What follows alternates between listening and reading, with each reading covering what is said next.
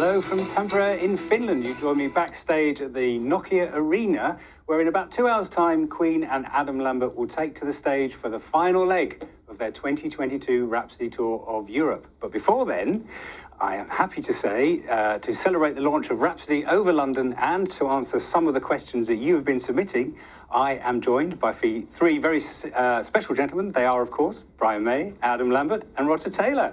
Hey, hello, good evening. Hello. Hey, it's a very hectic time of day for you on show day, so thank you for giving us this time. Before we get started, very shortly, the film that was filmed at the O2 in June is going to be available for people to watch.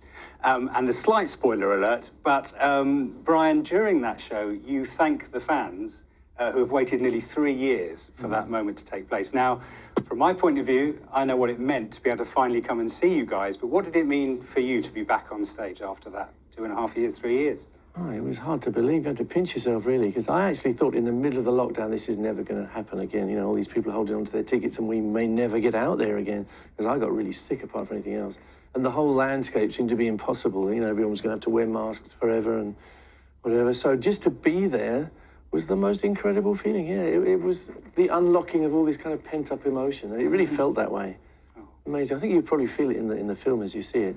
Definitely. Very excitable crowd. Yeah, we were excitable as well, yeah. Brilliant. Well, we've had hundreds of questions submitted by fans, so thanks to everyone who sent one in. Unfortunately, we're not going to get through all of them because these guys have got a show to do, and if we sat here answering all your questions, there are going to be 10,000 very angry Finnish people wondering why they're not seeing the band tonight. But we'll get through as many as we can, and so let's get cracking. And the first one, I think, Adam, is for you. Oh, lovely. Oh. Hi, Adam, Roya, and Roger. My name is Julia Takayama from London. I have one question to Adam. Your voice is fantastic. Please tell me how I can be a good singer like you, Adam. Oh, How can you be a good singer like this? oh my goodness. What advice? Legs. That was very sweet.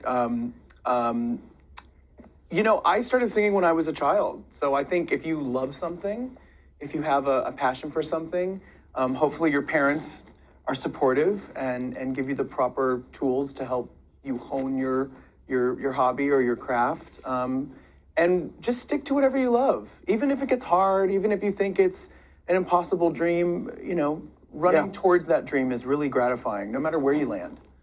Yeah. Great advice. Well, let's see if in a few years' time we're all watching him. On telly. Brilliant. Okay. Wonderful. So great question. Thank you. Can we have How eloquent was she? How amazing. I know. How old was she? Amazing. Hi, Queen and Adam. This is Aga from Poland. How are you? I saw many families enjoying your amazing show in Madrid, and I would like to ask you, what is the feeling of knowing that your music connects to different generations? Thank you.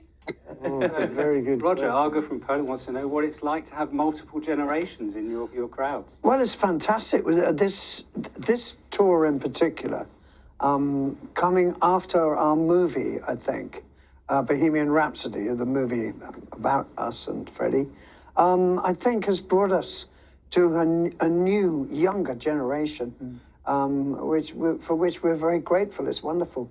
But we have a really young audience out there every night, and all ages as well. But it's very gratifying, wonderful. Every night has been incredible.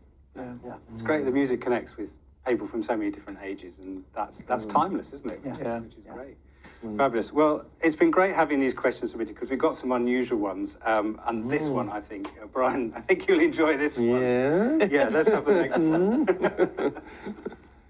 Hello, I'm Lois. I'm 13 years old and I'm from West Sussex, UK. I saw you twice at the O2, and when I came to see you, I loved all your outfits and Adam's hair and makeup.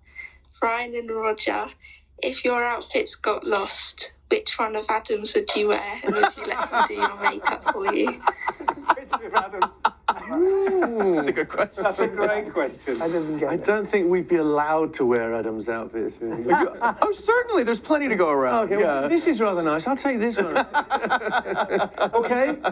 What you missed, she also said, would you let Adam do your makeup before the show? Oh, I missed that too. Would you allow I don't. There'd be so much of it. I'd have to be carried on. Adam actually has done some of my makeup. You didn't notice. I remember you did a little... Oh, yeah, that's right. We did a little bronzer at one point, didn't we? Yeah. and playing drums I'm a in bit the, old the for that, platform really. shoes, is that possible? Not for me. No. I think our glam days are a little bit in history. Really. I'm holding on to them dearly. This man I'm holding on to the glam rock He's in the fantasy. he's in the prime of his life. He's allowed to be glam. I might be holding on to it as well. Fantastic. Okay, this next one is for all three of you. So let's go and see this one. Hi guys, my name is Jeroen. I'm 46 years old. Hi, my name is Quinn. I'm 10 years old. We are father and son, originally from the Netherlands, but we live in Spain. When I was 10 years old, I went to see you, Queen, in Leiden in the Netherlands. And now he's 10 years old, and we went to see you guys in Madrid a few weeks ago. Now the question we have for you is... What was your first concert? Yeah, Roger, what was your first concert? Can you remember? That's a good question. That's really difficult. I think I went to see the Shadows, who I loved. They were an English instrumental band, and they kind of ruled in the 60s. And I went to see them at a seaside resort in Great Yarmouth, in Norfolk, is it Norfolk or Suffolk? In England, yeah. Wow. The Shadows. Interesting. The end of the pier. Great. Love that. And that's very similar to my experience. I went to a seaside resort, and I can't remember which one on the south coast, and I saw the Hollies. I'd never seen anything like it in my life. I was only about 5 or 6, I suppose. No, maybe a little more, 10. But I remember hearing that guitar sound. It was completely different to what happens in your living room. This amazing kind of tearing, very kind of emotional sounding. I just couldn't put a name on it, and I thought, that's what I want to do. I want to make this. Tony Hicks playing guitar for the Hollies. And it very sticks in my mind. How about you? Where did you see? I saw a pop concert. I saw Paula Abdul in San Diego, where I grew up. I thought she was everything. I thought she was so cool, yeah. Did you come away thinking, I want to do that? Well, yeah, she had it was I was doing a lot of theater at the time, and she had dancers and costumes, and it felt like, very theatrical, like a stage show. So I loved it. I did kind of think I want to do something like that, yeah.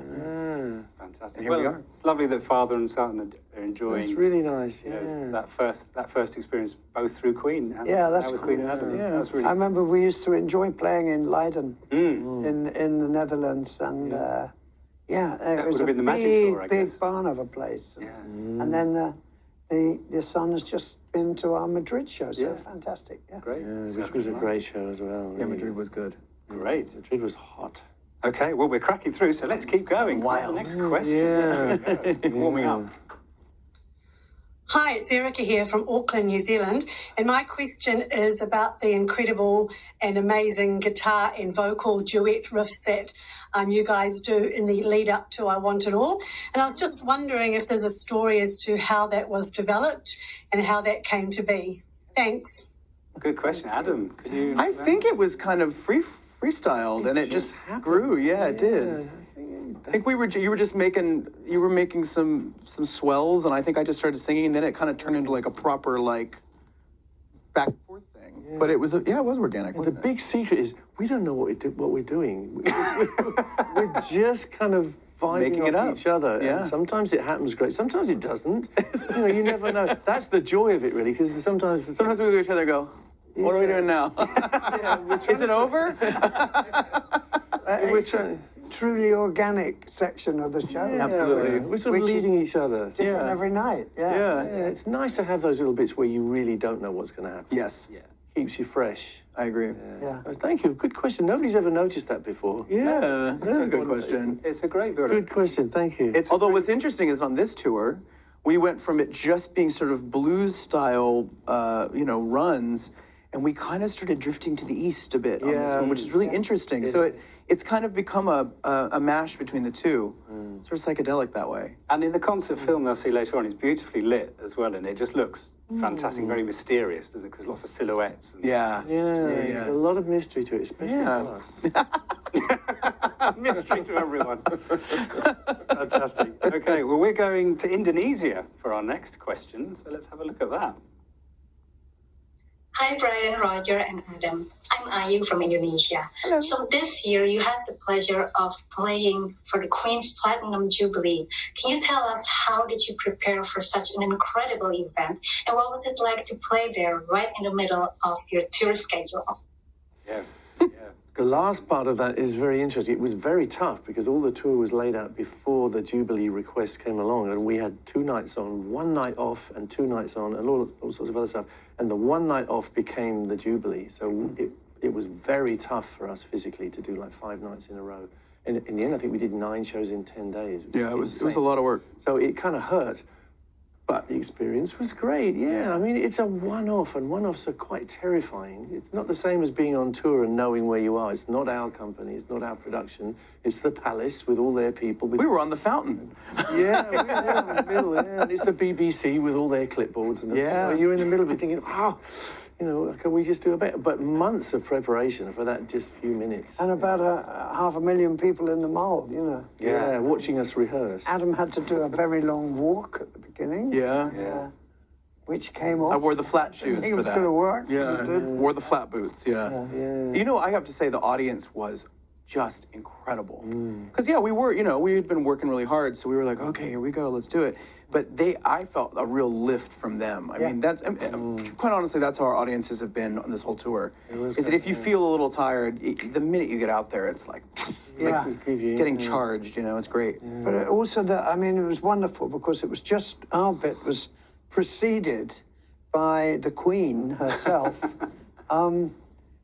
Talking to Paddington Bear, and then doing the little "We Will Rock You" on her teacup, You know you've made it, don't you, when that It's happens? fantastic. Yeah. It was funny thing is, I asked for that.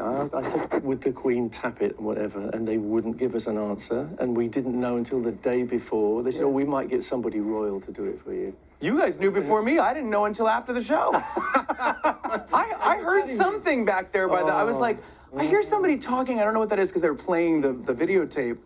And then after the show, I went on YouTube and saw it. Went, oh, that's beautiful. I loved it. Yeah, it was so cool. It's a big thing. I'm going up, of course. I'm not quite on the palace roof again, but I'm going up on this lift and I'm up beside Queen Victoria, which is a big. These one-offs are incredibly exciting, incredibly nerve-wracking because you get one chance in front of 1 billion people. Live TV. So yeah, it's live. So it was quite something. I'm glad it's one of those things. Once you've done it, you think, oh yeah, glad that's done. glad that wasn't a train wreck. And we didn't screw it. We were all able to kind of take a nice collective sigh of relief after it was over, making sure it was right. We were at the beginning, going first. Exactly. Yeah. So we just and then follow that. Yeah, absolutely. Yeah, but everyone else was cursing. It was nice. It was a nice day, which helps. If it had rained, it would have taken a lot of the Yeah, it was beautiful out. Yeah, we were lucky with the weather.